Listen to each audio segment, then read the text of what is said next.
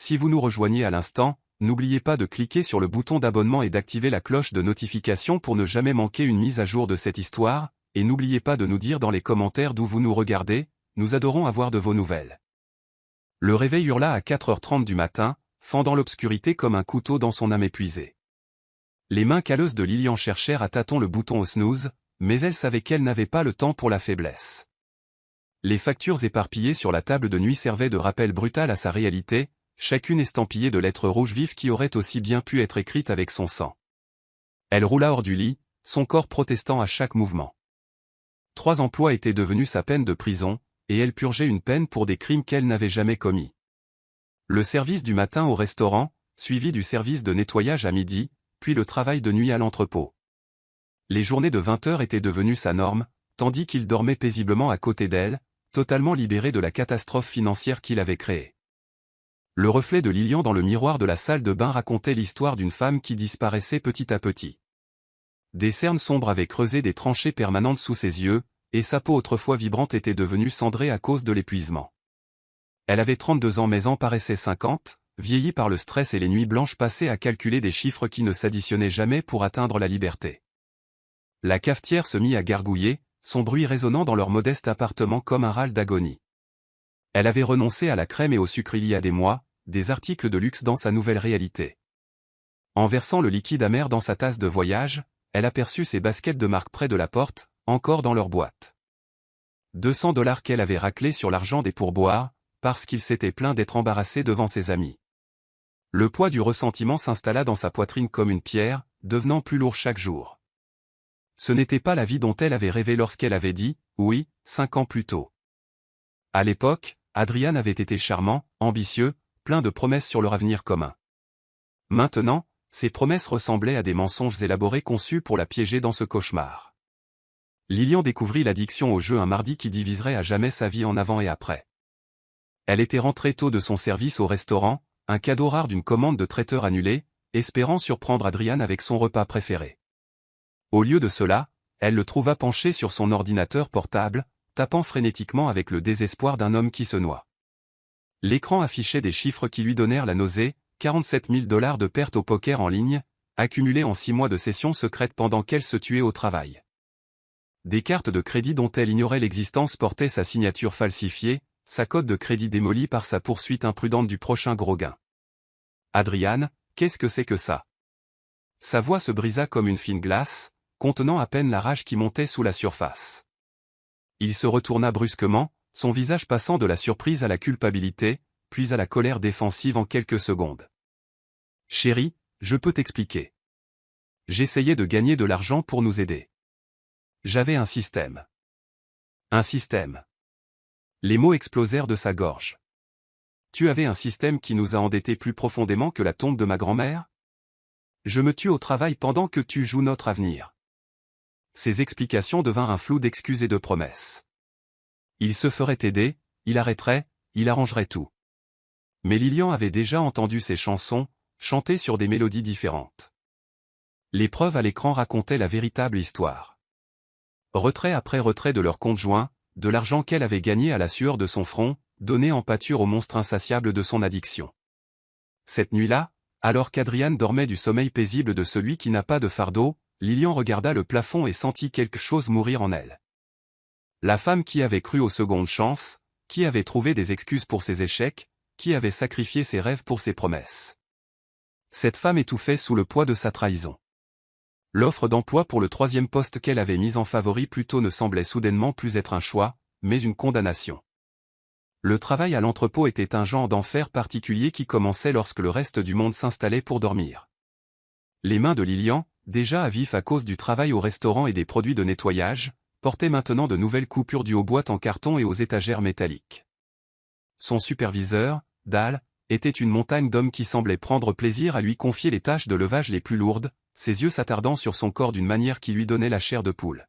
« Tu es plus coriace que tu n'en as l'air », avait-il dit le premier soir, la regardant lutter avec des boîtes d'inventaire qui pesaient plus lourd qu'elle. « J'aime ça chez une femme. » Au bout de 3 semaines, Lilian avait perfectionné l'art d'exister avec 3 heures de sommeil. Elle avait maîtrisé l'habileté de se tenir droite alors que son âme hurlait de repos, de sourire aux clients du restaurant alors que chaque muscle de son visage semblait être en béton. Son téléphone vibrait constamment avec les textos d'Adriane.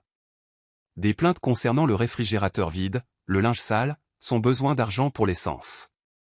Le point de rupture arriva pendant son service de nettoyage dans l'immeuble de bureau du centre-ville.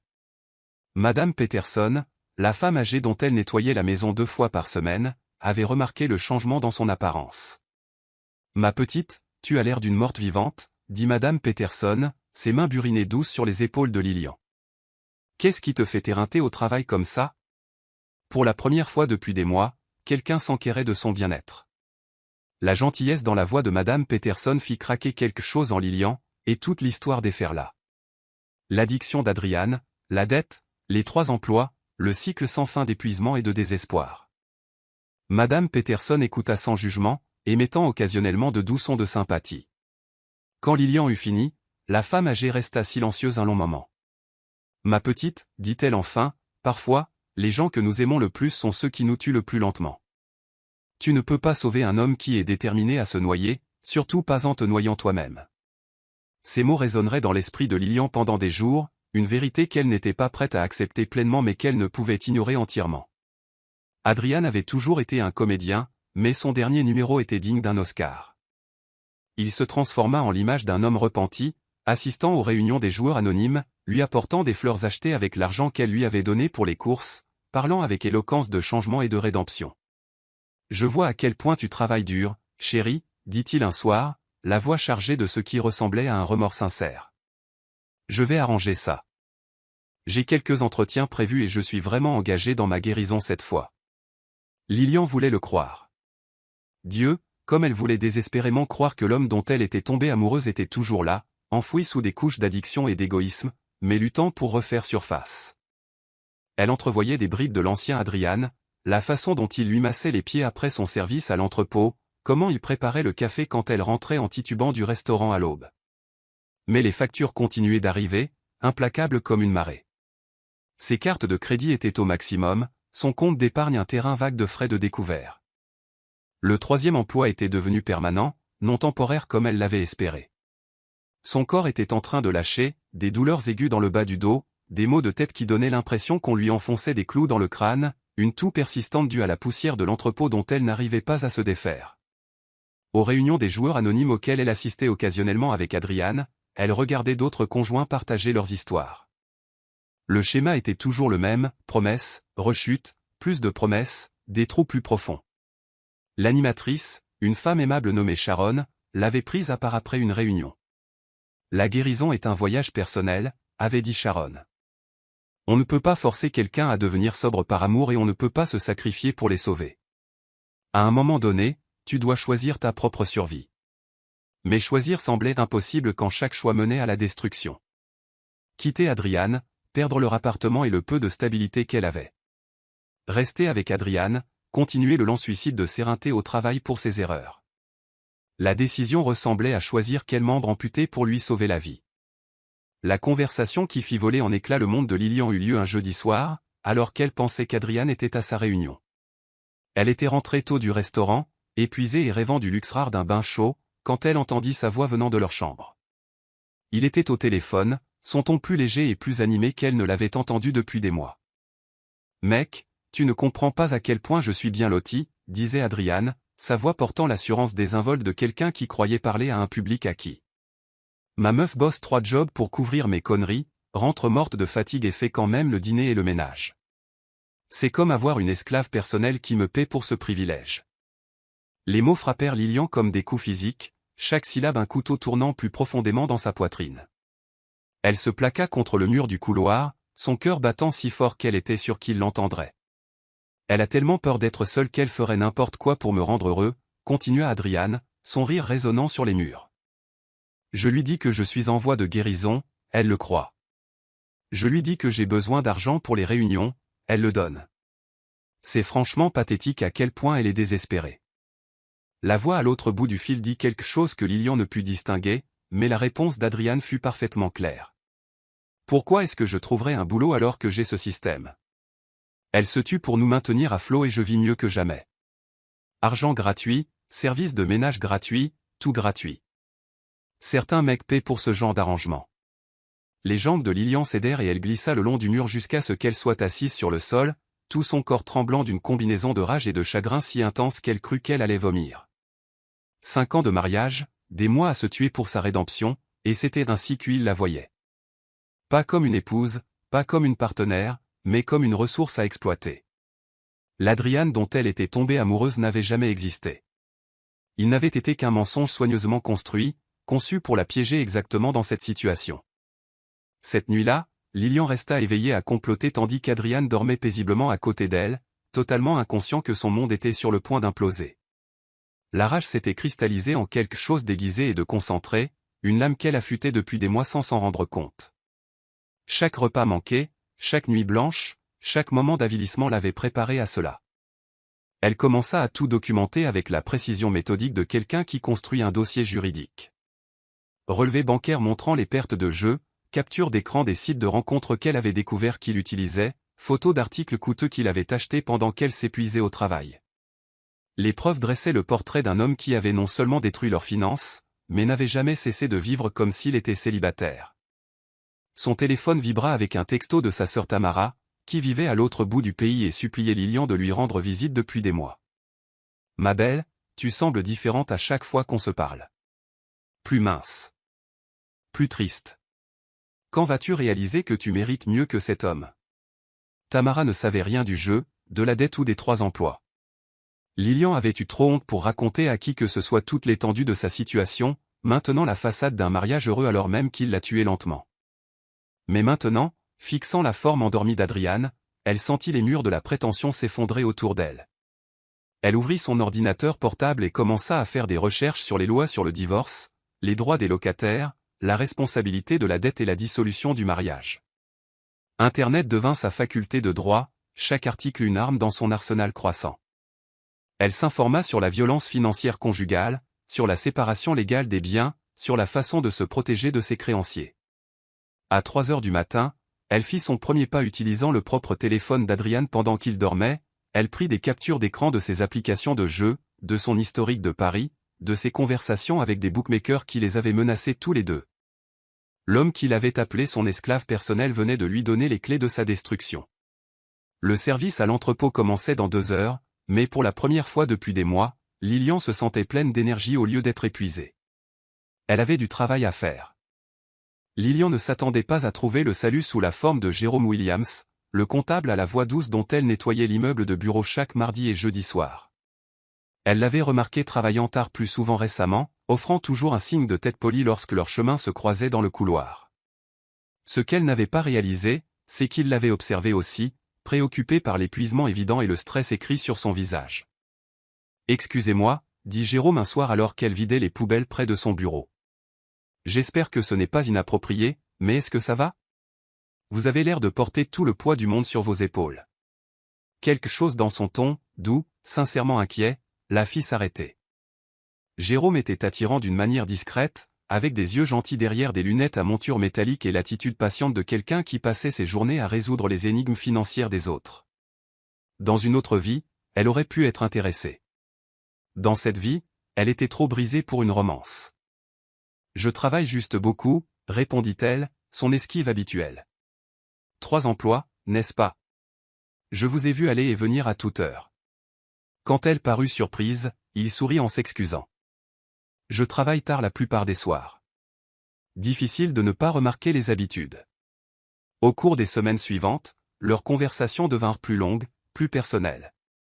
Jérôme était lui-même récemment divorcé, ayant découvert la liaison de son ex-femme grâce à des relevés de cartes de crédit qu'il examinait pour leurs impôts. Il comprenait la trahison, comprenait la douleur unique de voir sa confiance utilisée comme une arme contre soi. « L'infidélité financière reste une infidélité », dit-il un soir, après que Lilian lui eut finalement confessé les bases de sa situation. Quelqu'un qui ment sur l'argent mentira sur tout. L'expertise de Jérôme devint inestimable alors que Lilian affinait son plan. Il lui expliqua comment protéger son crédit, comment documenter la violence financière, comment séparer ses biens avant de demander le divorce. Plus important encore, il l'aida à comprendre qu'elle n'était pas responsable des dettes d'Adriane si elle pouvait prouver qu'elles avaient été contractées à son insu ou sans son consentement. « Vous n'êtes pas son esclave », dit fermement Jérôme. Et vous n'êtes pas sa mère. Vous êtes une femme adulte qui mérite un partenaire, pas un parasite. Le profil de rencontre apparut sur l'écran du téléphone de Lilian comme une gifle numérique. Elle utilisait la tablette d'Adrian pour rechercher des avocats spécialisés en divorce lorsque la notification apparut. Un message d'une certaine Sweet Caramel 29, le remerciant pour une merveilleuse soirée et demandant quand il pourrait recommencer. Les mains tremblantes, elle ouvrit l'application de rencontre et trouva son profil complet. Des photos récentes qu'elle avait prises de lui, des mensonges sur le fait d'être célibataire et financièrement stable, des descriptions détaillées de ce qu'il recherchait chez une femme. La section des messages révéla un schéma écœurant. Des dizaines de femmes, des mensonges élaborés sur sa vie, des promesses de relations qu'il n'avait aucune intention de tenir. Mais ce furent les relevés financiers qui lui retournèrent l'estomac.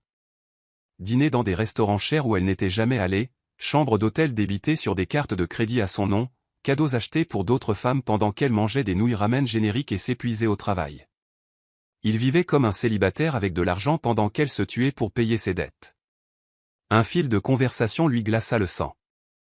Une femme nommée Jasmine voyait apparemment Adrian depuis 3 mois, croyant qu'il était divorcé et prospère. Les messages étaient remplis de promesses romantiques et de plans d'avenir, identiques à ceux qu'il avait autrefois faits à Lilian. Dans un échange particulièrement cruel, Adrian s'était plaint de son ex-femme folle, qui était obsédée par lui et lui rendait la vie difficile. Lilian fit des captures d'écran de tout, sa colère se transformant en quelque chose de bien plus dangereux. Une fureur froide et calculée. Elle avait joué aux échecs en pensant que c'était aux dames, mais maintenant elle comprenait le vrai jeu. Adrian ne s'était pas contenté de l'utiliser financièrement. Il l'utilisait comme couverture pour toute sa double vie. La femme qui avait été son esclave personnelle était sur le point de devenir son pire cauchemar. Elle prit son téléphone et commença à taper des messages à chaque femme de son application de rencontre, en commençant par les mêmes 5 mots, « Je pense que nous devrions parler ». L'intervention eut lieu un samedi matin alors qu'Adrian pensait rencontrer sa dernière conquête pour le brunch. Au lieu de cela, il entra dans le café pour trouver Lilian assise à une table d'angle avec 3 autres femmes.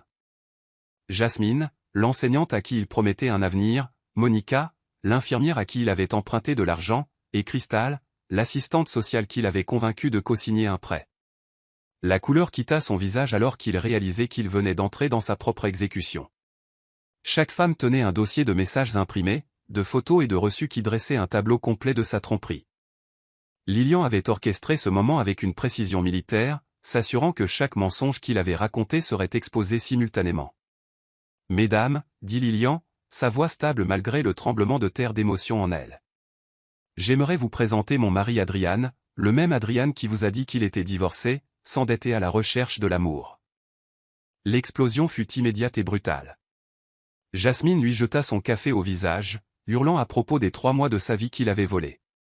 Monica exigea le remboursement immédiat des $2000 qu'elle lui avait prêtés pour une urgence familiale. Crystal, la plus composée du groupe, secoua simplement la tête et sortit, mais pas avant d'avoir promis de signaler la fraude auprès aux autorités compétentes. Adrian balbutia des explications qui ne satisfirent personne, son charme inutile contre la montagne de preuves face à lui. Quand les autres femmes partirent enfin, il se tourna vers Lilian avec un mélange de panique et de rage qu'elle n'avait jamais vu auparavant. « Putain, qu'est-ce que tu crois que tu fais » siffla-t-il, lui attrapant le poignet assez fort pour laisser des marques. « Tu es en train de tout détruire. »« C'est moi qui détruis tout ?» Le rire de Lilian était froid et amer. « Je suis ton esclave personnel, tu te souviens ? Je suis pathétique et désespéré ? Eh bien, cet esclave pathétique et désespéré vient de se libérer. » Elle sortit des papiers de divorce de son sac à main et les posa sur la table entre eux, ainsi qu'une ordonnance restrictive qui entrerait en vigueur au moment où il serait signifié. Signe ça ou je m'assurerai que tout le monde que tu connais voit exactement qui tu es vraiment. Les représailles d'Adrian furent rapides et vicieuses. Dans les heures qui suivirent la signification des papiers de divorce, il vida leur compte courant commun et maximisa chaque carte de crédit qu'il partageait, laissant Lilian temporairement sans ressources. Il changea les serrures de leur appartement pendant qu'elle était au travail, la forçant à appeler la police pour récupérer ses affaires. Son avocat, payé avec de l'argent volé sur leur compte commun, la dépeignit comme une femme instable en pleine dépression nerveuse. Mais Adrian avait sous-estimé le réseau que Lilian s'était construit pendant ces mois de souffrance. Jérôme l'aida à ouvrir un nouveau compte bancaire et lui fournit une aide financière temporaire. Madame Peterson lui offrit sa chambre d'amis et refusa d'accepter un loyer. Tamara arriva de l'autre bout du pays, apportant à la fois un soutien émotionnel et une détermination féroce à voir sa sœur traverser cette bataille. La guerre juridique fut brutale. L'addiction au jeu d'Adrian devint publique, ainsi que ses profils de rencontres et ses activités frauduleuses. Jasmine et Monica fournirent des témoignages sur ses mensonges et sa manipulation. Crystal mit sa menace à exécution en signalant la fraude au prêt, ce qui entraîna des accusations criminelles qui compliquèrent sa stratégie de divorce. L'avocate de Lilian, une femme vive nommée Patricia Monroe, spécialisée dans les cas de violence financière, dressa un portrait dévastateur d'une femme systématiquement détruite par les addictions et les tromperies de son mari. Les 3 emplois, les signatures falsifiées, les profils de rencontres, l'argent volé, chaque élément de la trahison d'Adrian fut présenté comme preuve. Votre honneur, plaida Patricia lors d'une audience, ma cliente a travaillé 90 heures par semaine pour payer les dettes que son mari a contractées par le jeu illégal, pendant qu'il utilisait son labeur pour financer des liaisons extra-conjugales et un style de vie de tromperie. Ce n'est pas seulement un divorce, c'est une libération de l'esclavage financier et émotionnel. L'avocat d'Adrian s'opposa au langage incendiaire, mais le mal était fait. La juge avait vu suffisamment de preuves pour comprendre exactement quel genre d'homme était assis dans sa salle d'audience. Le vent tournait et Lilian ne se battait plus seul. L'audience finale eut lieu par un froid matin de novembre, exactement 7 mois après que Lilian eut surpris la conversation téléphonique d'Adrian. Elle était assise à côté de Patricia, vêtue d'une simple robe noire qui soulignait à quel point elle avait perdu du poids pendant cette épreuve. De l'autre côté de la salle d'audience, Adrian semblait diminuer, ses vêtements de marque flottant sur une silhouette que l'addiction et le stress avaient creusée. La juge Luc avait examiné toutes les preuves, relevés bancaires, perte de jeu, profil de rencontre, témoignages des femmes qui l'avaient trompé, documentation des 3 emplois de Lilian et leurs nécessités. Quand elle parla, sa voix portait le poids de l'autorité absolue. Monsieur Thompson, votre irresponsabilité financière et votre comportement trompeur ont causé un tort incommensurable non seulement à votre femme mais à de multiples autres victimes. Les preuves montrent un schéma de manipulation, de fraude et d'abus que ce tribunal trouve profondément inquiétant. Le jugement fut plus dévastateur que Lilian n'avait osé l'espérer. Adrian fut tenu responsable de toutes les dettes conjugales contractées par le jeu, sans aucune prétention sur les actifs que Lilian avait accumulés grâce à son emploi. Le bail de l'appartement serait transféré uniquement à son nom. Il ne recevrait aucune pension alimentaire, aucun règlement, rien d'autre que la dette qu'il avait créée et les conséquences de ses choix. Mais la juge n'avait pas fini. De plus, Monsieur Thompson, il vous est ordonné par la présente de suivre un traitement pour l'addiction au jeu, avec preuve de présence requise mensuellement. Toute violation de l'ordonnance restrictive entraînera une arrestation immédiate. Ce tribunal prend la violence financière aussi au sérieux que toute autre forme de violence domestique. Alors qu'il quittait le palais de justice, Adrian fit une dernière tentative de manipulation. Lilian, chérie, on peut arranger ça. Je t'aime. Je changerai, je le promets. Elle se tourna pour lui faire face et il vit quelque chose dans ses yeux qui le fit reculer. Ce n'était plus de la colère. C'était une indifférence totale. J'ai cru en tes promesses une fois, dit-elle calmement. Ça a failli me détruire. Mais tu avais raison sur une chose, j'étais pathétique et désespéré. Je ne le suis plus. Elle s'éloigna sans se retourner, enfin libre de l'homme qu'il avait appelé son esclave personnel. 6 mois après la finalisation du divorce, la vie de Lilian ne ressemblait en rien au cauchemar auquel elle avait échappé. Elle avait quitté 2 de ses 3 emplois, ne gardant que son poste au restaurant, qu'elle avait fini par apprécier. Les pourboires étaient bons, les habitués étaient devenus comme une famille et pour la première fois depuis des années, il lui restait de l'énergie à la fin de chaque journée. Jérôme était devenu plus qu'un simple allié. Leur amitié avait naturellement évolué vers quelque chose de plus profond. Il comprenait son besoin de se reconstruire lentement, ne la poussant jamais à plus qu'elle n'était prête à donner. Leur relation était tout ce que son mariage n'avait pas été, bâti sur l'honnêteté, le respect mutuel et une attention sincère au bien-être de l'autre. « Tu sais ce que j'aime le plus chez toi » dit Jérôme un soir alors qu'il marchait dans l'appartement. « Tu n'es pas la même personne que tu étais il y a 1 an. Tu es plus forte, plus féroce, plus toi-même que je ne pense que tu l'aies jamais été. » Il avait raison. La femme qui s'était tuée au travail pour un mari ingrat avait disparu, remplacée par quelqu'un qui connaissait sa propre valeur et n'accepterait pas moins que ce qu'elle méritait. Lilian avait commencé à suivre des cours du soir en administration des affaires, financée par l'argent du règlement des activités frauduleuses d'Adrian. Elle avait des rêves maintenant, des plans pour ouvrir sa propre entreprise de traiteur, des objectifs qui n'appartenaient qu'à elle. Madame Peterson était devenue comme une grand-mère pour elle, fière de la transformation dont elle avait été témoin. « Cet homme a essayé de te briser, ma petite, dit-elle lors d'un de leurs dîners hebdomadaires. Mais tout ce qu'il a fait, c'est te montrer à quel point tu étais vraiment forte. » Tamara lui rendait visite régulièrement maintenant, s'émerveillant des changements chez sa sœur. Les cernes avaient disparu, remplacées par une vitalité qui semblait rayonner de l'intérieur. Lilian riait davantage, souriait sincèrement, parlait avec confiance de son avenir. Les cicatrices restaient, la confiance ne se reconstruit pas du jour au lendemain et l'anxiété financière refaisait parfois surface. Mais c'étaient maintenant des cicatrices de bataille, des preuves de survie plutôt que des symboles de défaite. Elle n'était plus l'esclave de personne. Elle était enfin, complètement, résolument libre. Un an plus tard, Lilian se tenait dans la cuisine de sa propre petite entreprise de traiteur, Whisk et Whimsy Soul Food, regardant son équipe de 3 employés se préparer pour leur plus gros événement à ce jour, une réception de mariage pour 200 invités. L'ironie de célébrer l'amour après avoir échappé à un mariage aussi toxique ne lui échappait pas, mais cela ressemblait plus à boucler une boucle qu'à répéter un schéma. L'entreprise avait grandi plus vite qu'elle n'avait osé le rêver. Le bouche-à-oreille sur sa cuisine s'était répandu dans la communauté comme une traînée de poudre, et elle avait rapidement dépassé l'espace de cuisine partagé avec lequel elle avait commencé. Jérôme avait aidé avec le plan d'affaires et le financement, mais le succès était entièrement le sien, construit sur le talent, la détermination et l'éthique de travail qui avait été autrefois sa prison mais était devenue sa liberté. Son téléphone vibra avec un texto de Tamara, vu l'article sur Whisk et Whimsy Soul Food dans le journal des affaires. « Si fier de toi, Sœurette. Tu as fait tellement de chemin depuis cette femme brisée que j'ai rencontrée l'année dernière. » Le journal local avait publié son histoire, non pas les détails sordides de son divorce, mais le récit inspirant d'une femme qui avait transformé son point le plus bas en son plus grand triomphe. Le titre disait « De 3 emplois à PDG, une entrepreneur locale construit un empire sur des cendres ». Adrian avait tenté de la contacter plusieurs fois au cours de l'année écoulée, généralement lorsqu'il était menacé d'expulsion ou avait besoin d'argent.